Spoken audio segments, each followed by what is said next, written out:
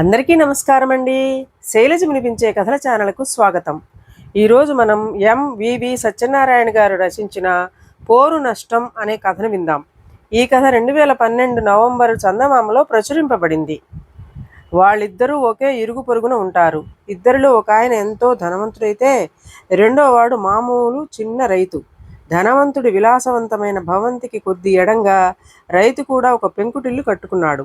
ఒకసారి ధనవంతుడు గుర్రాల బగ్గి చక్రాల కింద రైతు పెంచుకుంటున్న కోడి పెట్టల్లో ఒకటి పడి చనిపోయింది. ఈ విషయమై రైతు ఆయనతో తగాదా పడ్డాడు. కోడి ఎగిరి వచ్చి తనకు తానే చక్రాల కుర్చీ కింద పడింది. నాకు అలా జరిగినందుకు చాలా విచారంగా ఉంది.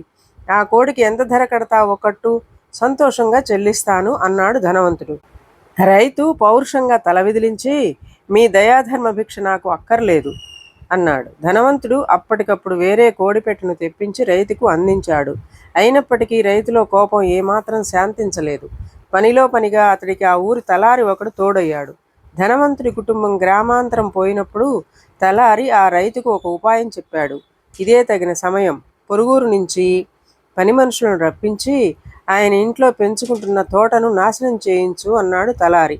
ధనవంతుడి తోట నాశనమైంది. తనకు నచ్చిన సలహా ఇచ్చినందుకు తలారికి కొంత ధాన్యం ఇచ్చాడు రైతు.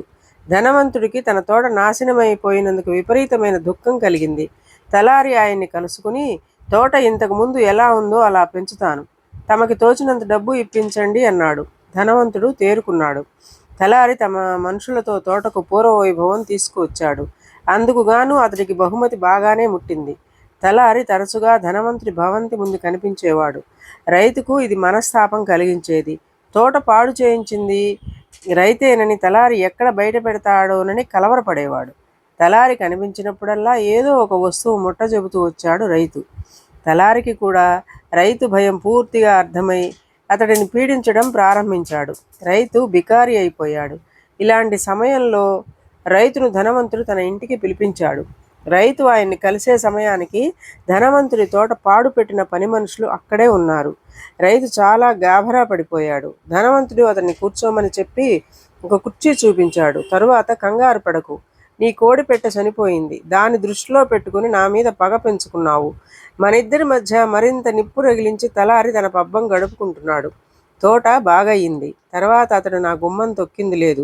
అయితే అతన్ని నువ్వు పదే పదే నా ఇంటి ముందు చూసి బెదిరిపోయి మరింత లంచం ఇచ్చి నష్టపోతున్నావని గ్రహించాను అన్నాడు. రైతుకు తన తప్పు అర్థమైంది. ధనవంతుడితో స్నేహం పెంచుకున్నాడు. ఇదండి కథ. ఈ కథ మీకు నచ్చినట్లయితే లైక్ చేయండి, షేర్ చేయండి, కామెంట్ చేయండి, సబ్స్క్రైబ్ చేసుకొని నన్ను ఎంకరేజ్ చేయండి. నమస్కారం అండి.